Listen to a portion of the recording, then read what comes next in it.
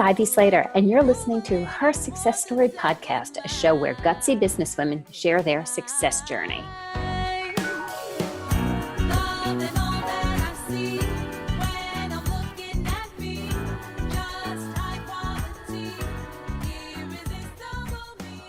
Hello, and welcome to today's episode of Her Success Story. So for listeners joining today, this is going to be interesting. We're talking about the beginning and the impact of the podcasting industry on today's podcast, Her Success Story. My fabulous guest today is Jessica Rhodes. She's the leading expert on how to leverage podcast guesting for increased brand awareness, more leads, and higher profits.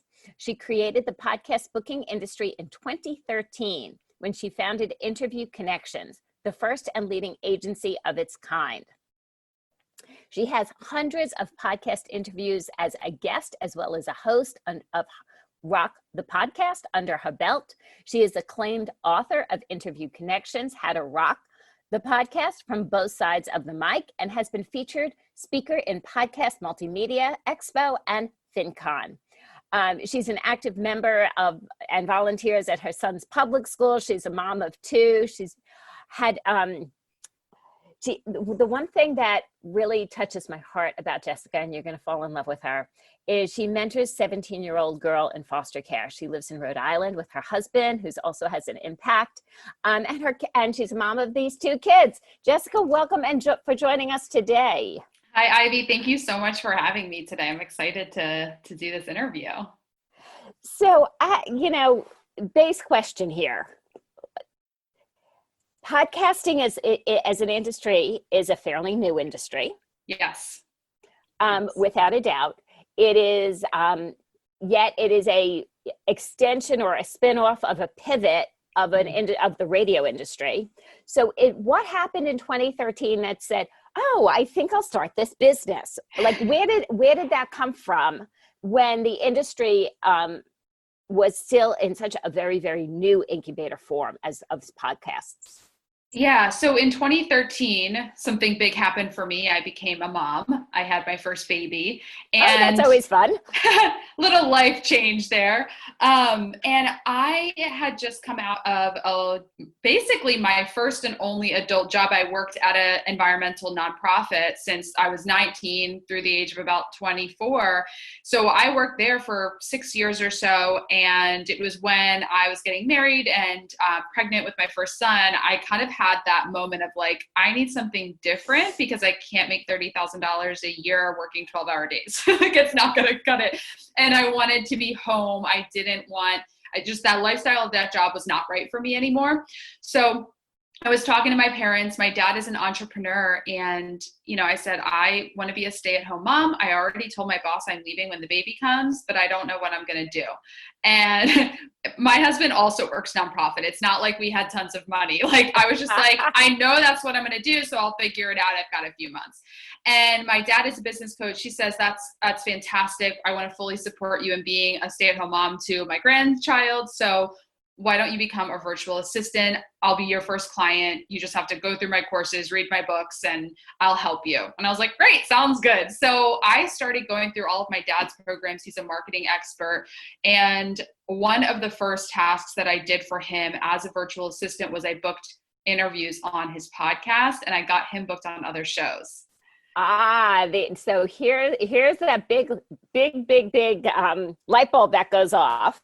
Mm-hmm. And so you study, and it's interesting because, very often, because I was in business with my dad before I had my first child, and it was not always easy. Not every day was easy.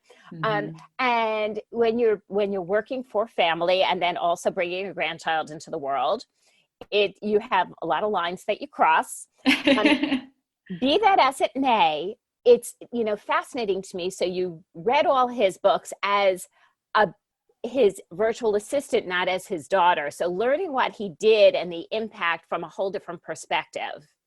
And then you saw this window of opportunity.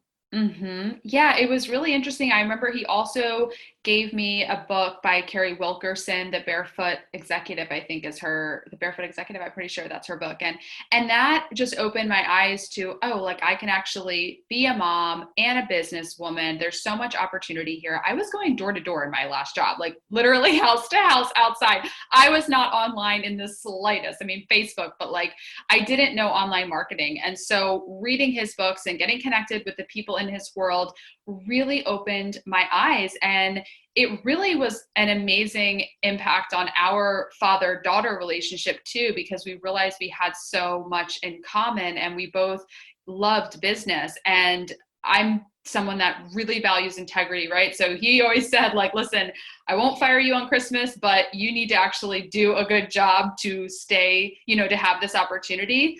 And so I always like worked as hard as I could. And he had been doing podcast interviews because he didn't want to be traveling so much to speak.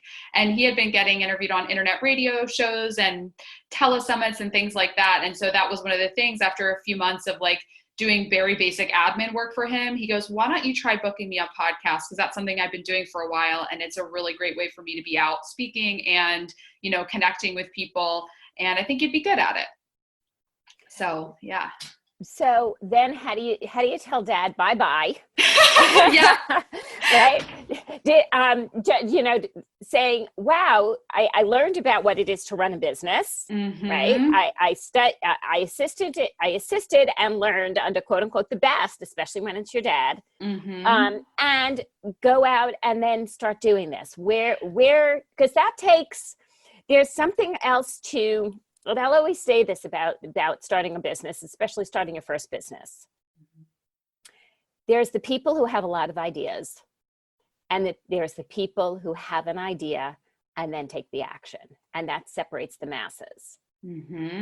Yes, I completely agree. And I love that you're asking about this because this is actually a topic that I've never talked about in a podcast interview. Nobody's asked me about that, about the starting with my dad, and like, I don't work with my dad anymore. So that took some conversation, right? It's like, it's family and it takes a lot of communication and there weren't always perfect decisions made along the way. And so my dad, there was a couple iterations of that. I mean, number one, I did end up joining his mastermind program and paying for it. Like became a paying client of his because he goes, you can come on the mastermind calls. I'll actually coach you, but you do have to put skin in the game. So that was number one. I started paying him for that coaching. And good for him, by the way. Yes, absolutely. And I really believe that. And don't get me wrong, I got a lot of free coaching in addition to that, but I did, to be a part of his mastermind community was really important. And really it was through my dad's coaching that got me to, I would say, 250 to 300,000 a year in revenue. There was a shift there at that kind of point in my business where I wanted to move from being a lifestyle entrepreneur, which is, my dad is a lifestyle entrepreneur. He doesn't have a big team of employees. Like, that is his specialty. And I wanted to grow something big. Like, I'm 32 now. I'm like, I got the energy. I want to grow an empire. I don't just want to be a lifestyle entrepreneur. And so there did start to be that, like, I don't think that you're the right coach for me anymore. And for a long time, I'm like, I couldn't imagine coaching with anyone but dad. Like, he is the best.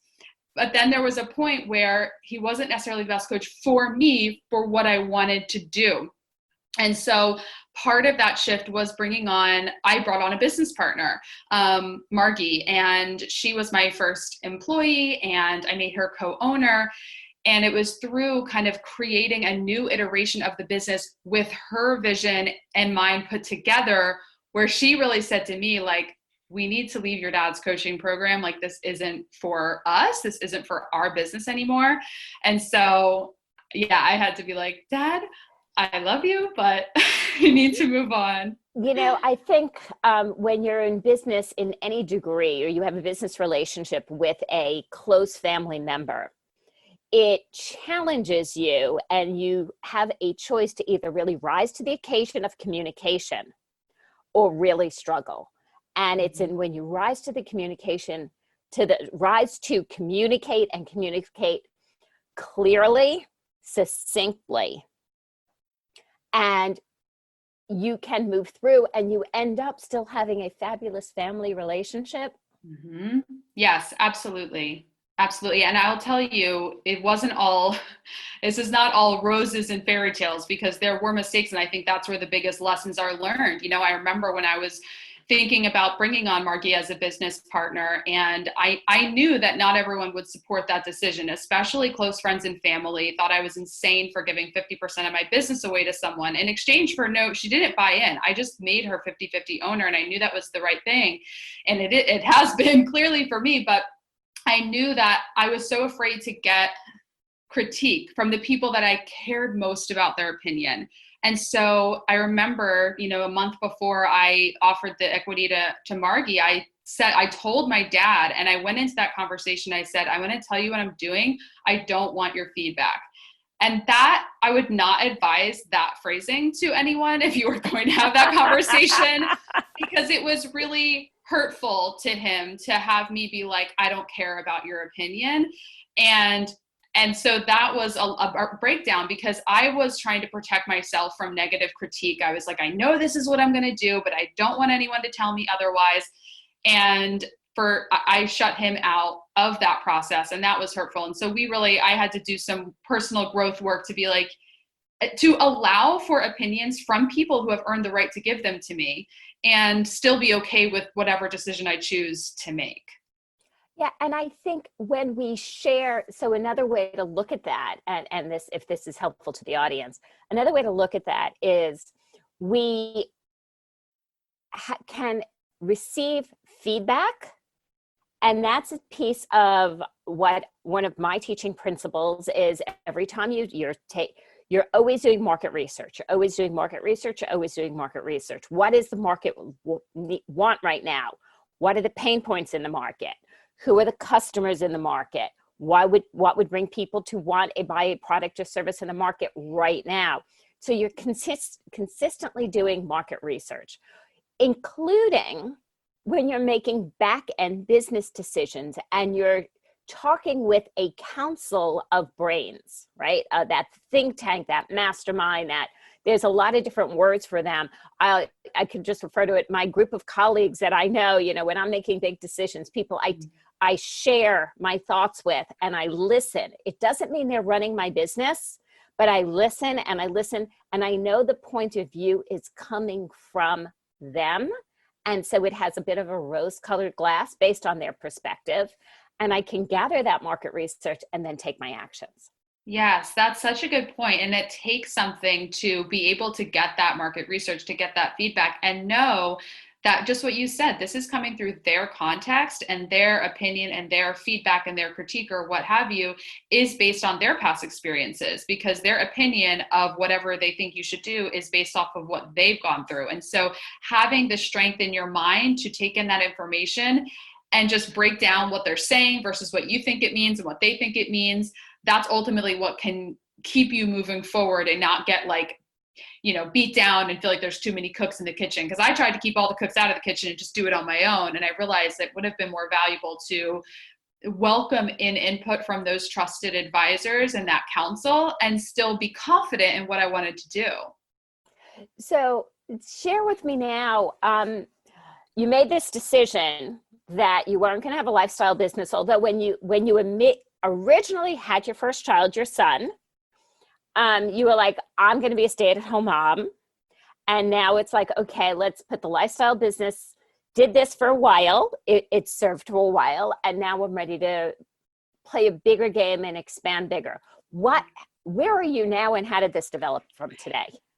So it was about 8 months from when I started my business and my baby was born to when I said, I need to hire a nanny. I cannot be the stay-at-home mom and have like a little side business. Like I need to be working. So I hired the nanny, and then that gave me freedom to have more like regular hours during the day in my home office. And then after about a year, my husband and I kind of flipped. He came home to work from home, and then I rented an office outside the home.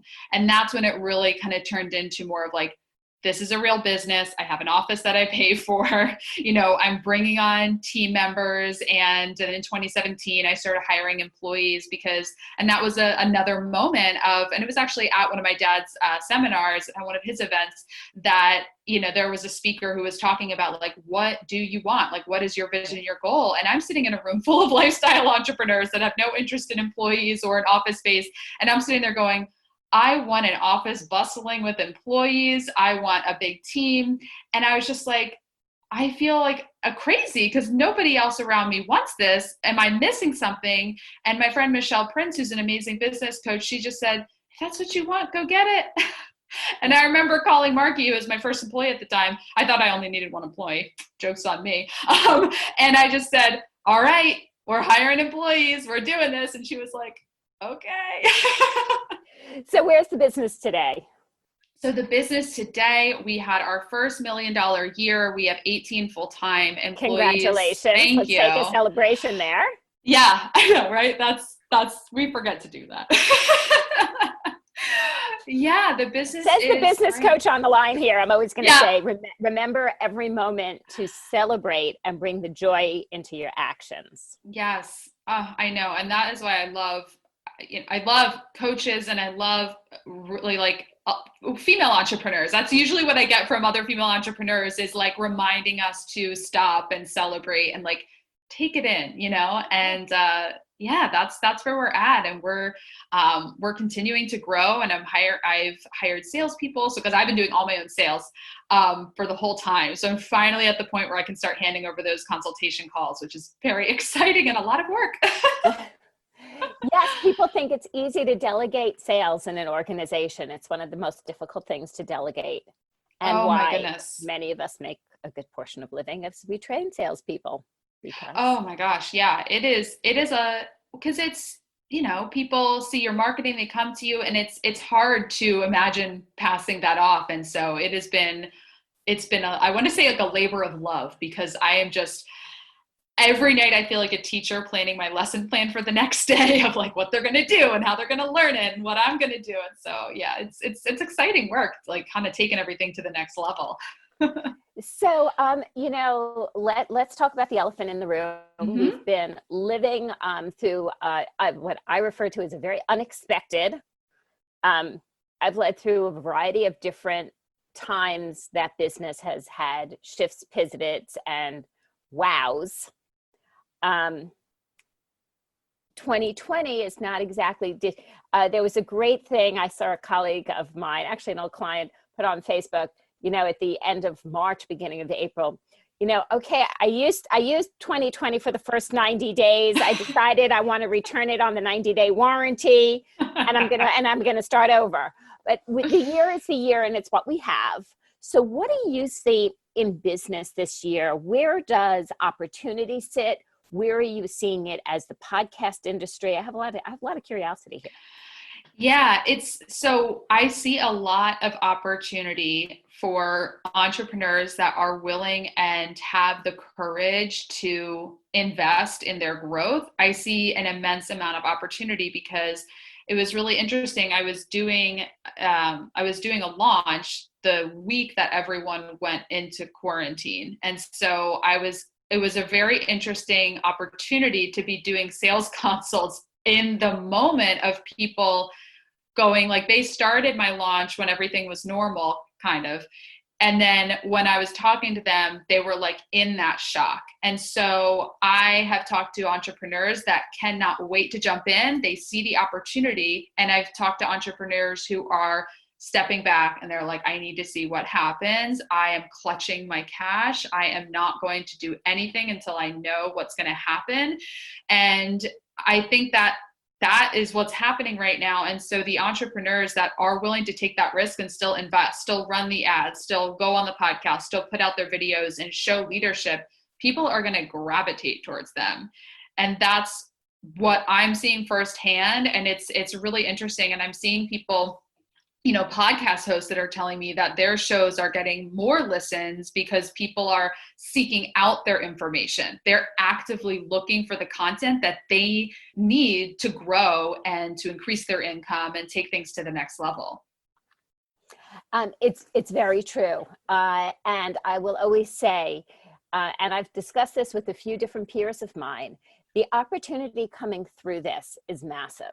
There's going to be a lot of new business. There's going to be a lot of great business opportunity. There's going to be shifts in businesses, and great leaders are going to lead the shifts, and because they're going to be out there in the pulse, seeing it and taking that action, just like you did early on. Yeah. And one thing that my partner Margy and I talk about is, even though this is our first recession, we are so excited for the challenge. Like, we're achievers. We love a good challenge. It was almost getting a little bit too easy before. and we just remind ourselves with every, challenge that comes from a sale that's harder to close than it would have been 3 months ago. We're like, you know what, in a year from now, when we weathered the storm, and I'm not saying everything's gonna be back normal in a year, but no, like, being able to succeed and keep your business going through recession is like, I hear it's a pretty good training opportunity. So we're really excited. We look at this as like the best education that you can get in business, and who will be on the other side is so much stronger than we would have been, because we were pretty naive before. We look back and we're like, well, what would we have done differently if we knew? But now we're like, we know, we're learning now. That's amazing. It's very true, and speaking to a person on this side of the interview who started her business in 2008, and right. And I never, what? It was what it was. Yeah. And it started, and it was by bringing on one client at a time and helping one company grow and helping the next organization, and you're right. It doesn't just build character, it builds skill sets. Yes. And that's the differentiator. It builds skill sets that transcend for business leadership ongoing.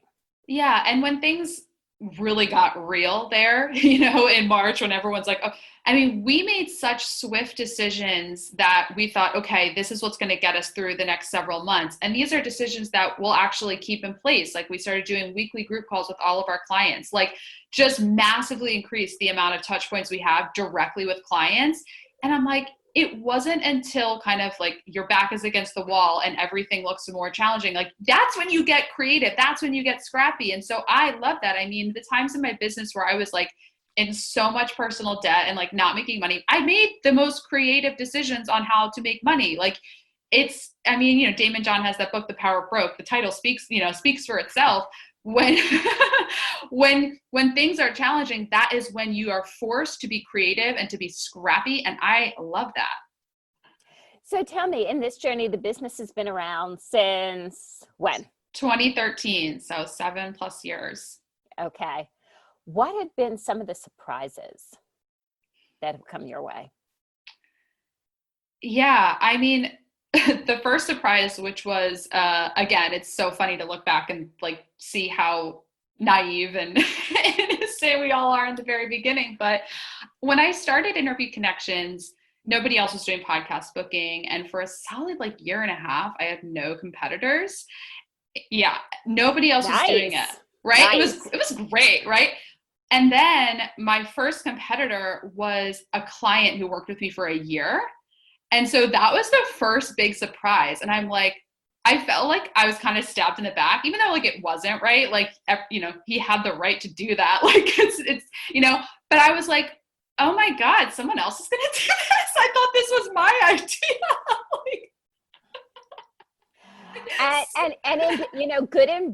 good ideas in business are going to be expanded on. And exactly. Some people will do it really well. And a lot of people will try it and say, wow, I didn't think this is what it was about, and not do it as well. Thinking about the smartphone, thinking about mobile phones, there's not just one. Right. Exactly. And so it's funny to think that was a surprise to me at the time, that like someone would copy it. But I'm like, well, of course, there's not one Facebook ads agency and like lots of people, you know what I mean? It's so funny to look back and see how you grow and you get wiser over time, but that was an initial surprise. And then also the supply and demand of what I was doing. When I started the business, I was booking guests for podcast hosts. My paying clients were hosts that had me book their guests. And then as the industry grew, hosts didn't need guests because so many people were pitching them. So hosts are like, yeah, I don't need to pay to get guests because I'll either get my own or I have 50 emails of people that want to be on my show. So I, had to pivot, and yeah, it wasn't like a pivot, but it was just like, okay, I need to focus more on the getting people on shows because that's where the demand is. So that was a little bit of a surprise just because that was not what I first started the business doing. And then I kind of had to shift that over time to respond to the demand. So, a bunch of years ago in the early times, being on a podcast was like, now it's the whole, how do I say it? The respect meter has gone hugely up. It's, it started with, oh, but it's not a radio show. And it's like, oh, you're on a podcast. Yeah. So that whole respect meter has really shifted. It's so, so true. I remember one of my first clients, his wife is a really well-known in the child development space, like on the Today Show kind of thing, like really big. And I remember years and years ago, they were like, oh, she won't do a podcast. Like that's like too low level of a media outlet. And now she has a podcast. And I remember when I saw her launch it, I was like, first of all, it's amazing. I listened to it. Like, it's great, but it's just so funny. The perspective and the respect meter has changed so much. And I think that is in large part to so many big companies, well-known celebrities actually getting into the podcast space and coming from like the podcast industry, going to podcast movement and Podfest and all like kind of the indie amateur, like do-it-yourself podcasters. There was a lot of kind of grumbling of like, oh, all these big name podcasters. I'm like, no, they're elevating the industry, Yeah, they might be taking some of the awards from the do-it-yourselfers, but they are bringing massive amounts of the human population. Oh yeah, the human population, the American population into listening to podcasts. Like, they're helping us legitimize the industry and the medium that we're using. And what to jump from what you're saying, what are we seeing now? So in the industry today, okay, so you have now, your organization really helps people get booked, which is how we connected. You pitched somebody for her success story, and then we ended up having a lovely conversation and I said, I want to know more. And I love the business background. We had an enormous amount in common and alignment, et cetera. But what are we seeing today in looking for, there's so many podcasts out there. Yeah, we just hit over 1 million, 1 million valid podcasts on Apple. It's crazy. What do you look for in matching guests to podcasts? Yeah, we actually recently did a podcast episode on our show about the value of high-end networking in podcasts, because that's where I focus on, and that's where we teach our clients to focus on is, yes, this is an extension of radio. It's an extension of, PR and media publicity. But if your focus is on how many listeners do they have and what's the reach, you've missed the whole point. You've missed the point. This is a strategy where you are connecting and building a relationship with somebody else who is in a relevant industry, who's going to have connections for you, who's going to provide value to you, who you can provide value to as well. And so what we look for, number one, is we do want an established show, because I find that before a show hits 20 episodes, there's a much higher likelihood that host will decide they don't want to continue producing the show. So you mean it's a lot of work? It's a lot of work. It's a lot of work. It's a lot of work. Many hosts put, hundreds of dollars into each episode through editing and show notes and, marketing. It's a lot of work. It's a lot of money. It's a labor of love. People love, they put in so much to their show. So before 20 episodes, a lot of people say, this ain't for me. So, that's number one. I'm like, we're going to wait till shows show that they can do it for several months. We obviously look at target audience. So why are you going on shows, and who do you want to be connecting with? Do you want to be, I love connecting with entrepreneurs. I like connecting with female entrepreneurs, B2B shows. So like I look for shows that kind of have that style and like are talking about that content, and then hosts that are going to be a good connection, hosts that you're going to have something in common with, right? Like, you know, if you're on a show, like if I'm on a show, for example, and it's a, you know, a DIY podcaster that has never started a business, even though we have that podcasting thing in common, that's not really my message. Like I'm talking to entrepreneurs. So, you know, some people ask me about like starting a hobby podcast, and I'm like, I don't know, just do whatever you want. Like if it's not for business, I don't really have like a lot of advice for you that I really care about giving. So you want to find those shows where like your values and your expertise and your stories are going to resonate with that audience. So that's some of the stuff that we look at. And like, yes, it's important to look for online presence, but again, I think it's so important not to get caught up in how big their audience is or how many followers they have, because it doesn't really mean much. I can't agree with you more. And that was the catalyst of starting her success story is, you know, my strong belief as a business leader, as a business owner for over 25 years, is great value in business is about the relationships I build. Mm-hmm. And having to be able to interview and meet wonderful other leaders and build these relationships on a different level, you know, is what was the impetus to me as a business owner. And that made sense. I was like, oh, this makes sense. This is a great idea. And I love interviewing people, and I love talking to people, and I love talking stories. And, you know, so it made perfect sense. And when I guest on other people's podcasts, I want to show up at not like 100+%, because I value them giving me the time, and I value the relationship they're looking to build with me. Yeah, I completely agree. And I also, you know, want to share like in regards to the value of the relationship, I've been doing a lot more of the pre-calls. Like, you know, you and I had a pre-conversation to make sure it's a good fit. And I think that's so valuable because it really lays a strong foundation. And what it shows me in a host is that you really care about who you're bringing on the show. Like you want to make sure that it's a good fit. And so I talk a lot about guesting on shows, but for those of you who may be hosting a show and people ask like what kinds of guests, it has to be somebody that you're interested in talking to, because an interview is not going to be good if it's a Q&A and the host is pulling teeth and they're just going down. Like the host really has to genuinely be interested in the story. And so having those pre-calls is a great way to make sure it's a good fit. And it shows me that the host really cares about the content of their show, and they're not just churning out episodes to check it off the list. So in closing today, what is one tip that you could share with our listeners who are thinking about, I've done a couple of podcasts. This is something I want to do more of. Of course, not giving away your store, but it's what is one thing our listeners could be aware of?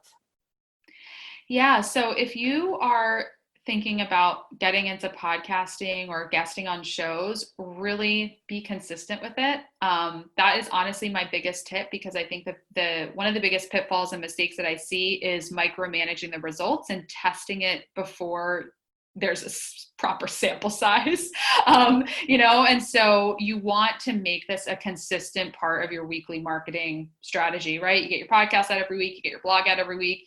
Guesting on a show every week has just got to be a part of your overall strategy, and don't micromanage it like it's this thing that may or may not work. It will work because relationships work. And if you're connecting with the right people and providing value, it will work for you. You just have to stick with it and be consistent. Well, Jessica Rhodes, Interview Connections, how can our listeners find out more about you and Interview Connections? Yeah, well, if you like listening to podcasts, we have a show. It's called Rock the Podcast, and short episodes come out every single Monday. So you can just search wherever you listen to podcasts for Rock the Podcast or Jessica Rhodes, because podcast is kind of a common word. If you search Jessica Rhodes, you'll find us in the podcast app. We'd love for you guys to listen. Fabulous. Listeners, remember to leave us a little note underneath. What was the biggest takeaway of today's interview with Jessica? What hit you and what actions you're going to take? That's what I am always about. Also, subscribe to Her Success Story. We also come into your inbox every Monday morning Our lives have been shifting and changing in 2020, and we're listening to podcasts in new and innovative ways. We might be commuting, we might be cleaning the house, we might be making a meal, we might be actually just doing some admin work. So subscribe so it's easy for you. We'll see you next time on Her Success Story.